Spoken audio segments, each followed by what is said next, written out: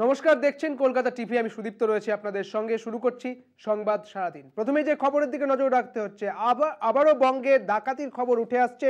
মালদহের গাজলে সমবায় ব্যাংকে ডাকাতি, গুলিবিদ্ধ ব্যাংকের হিসেবরক্ষক।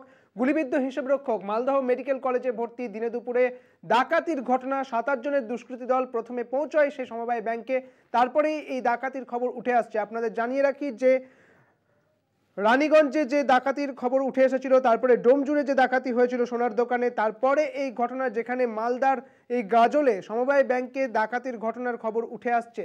সিসিটিভি ফুটেজ দেখে যেটা দেখা যাচ্ছে, আপনারা দেখতে পাচ্ছেন বেশ কয়েকজনের ডাকাত দল, তাদের মুখ বাঁধা রয়েছে, মুখ একেবারে ঢাকা রয়েছে এবং তারা সমবায় ব্যাংকে প্রথমে আসে এবং সেখানেই কিন্তু ডাকাতি হয় বলে জানা যাচ্ছে। এবং এই ডাকাতদের থেকে রক্ষা করতে হিসেবরক্ষক যখন মোকাবিলা করেন তখন তার গায়ে গুলি লাগে বলে জানা যাচ্ছে। মালদহের মেডিকেল কলেজে ভর্তি তিনি। দিনে দুপুরে ডাকাতি, 7-8 জনের দুষ্কৃতী দল সেখানে পৌঁছয় এবং সমবায় ব্যাংকে ডাকাতির অভিযোগ উঠে আসছে এবং সেই ছবি আপনারা দেখতে পাচ্ছেন, সিসিটিভি ফুটেজ দেখতে পাচ্ছেন এই মুহূর্তে।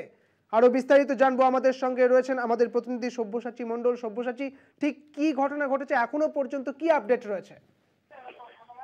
দেখো সুদীপ্তদা, গাজলের সমবায় কৃষি উন্নয়ন সমিতি লিমিটেড এই ব্যাংকেই কিন্তু দুপুর 2:30 নাগাদ একটি গাড়িতে করে 6-7 জনের একটি দুষ্কৃতী দল ঢোকে এবং আগ্নেয়াস্ত্র হাতে রীতিমতো সশস্ত্র অবস্থায় তারা ব্যাংকে ঢোকে। নিচে একটি দোকান ছিল, সেই দোকানে যেটা জানা যাচ্ছে তারা কিন্তু তার মাথাতেও রিভলভার রেখে তারা ব্যাংকে ঢোকে। প্রাথমিকভাবে যেটা জানা যাচ্ছে যে জানা যাচ্ছিল সেটা হচ্ছে 7 থেকে 8 লক্ষ টাকার এই ঘটনায় ডাকাত দল নিয়ে যায়, কিন্তু পরবর্তীতে ব্যাংক সূত্রে যেটা জানা যাচ্ছে এই ঘটনায় 5,92,278 টাকা এই দুষ্কৃতীর দল নিয়ে যায়। ব্যাংকের তরফে যেটা জানা যাচ্ছে যে এদিন এই ব্যাংকে মোটামুটি 15 জন কর্মী থাকলেও এদিন কিন্তু প্রায় 5 জন কর্মী ব্যাংকে উপস্থিত ছিলেন। ব্যাংকে কোনো সিকিউরিটির ব্যবস্থা ছিল না, এমনকি ব্যাংকে যে সাইরেন ছিল, অ্যালার্ম সাইরেন ছিল, সেটি বাজানো হলে যখন এলাকাবাসীরা জমায়েত হতে থাকে সেই সময় কিন্তু দুষ্কৃতীরা বাইরে একটি বোমা ফাটায় এবং বোমা ফাটালে ছত্রভঙ্গ করে এলাকাবাসীকে এবং সেই সুযোগ নিয়ে পালিয়ে যায়। সেই খবর গাজল থানায় পৌঁছায় এবং ঘটনার পরেই তড়িঘড়ি ঘটনাস্থলে পৌঁছায় গাজল থানার পুলিশ। পুলিশ পৌঁছে যে দুষ্কৃতীরা যে পথে গেছে সেই পথে তারা পিছু নেয়। যেটা জানা যাচ্ছে জেলা পুলিশ সূত্রে বিভিন্ন জায়গায় নাকা চেকিং বসানো হয়েছে। এই দুষ্কৃতীদের এখনো পর্যন্ত কি কাউকে গ্রেফতার করা গিয়েছে, বা এই ডাকাত দলের সঙ্গে কারা জড়িত বা কোন ডাকাত দল এর সঙ্গে জড়িত রয়েছে তার কি কোনো খবর পাওয়া গিয়েছে?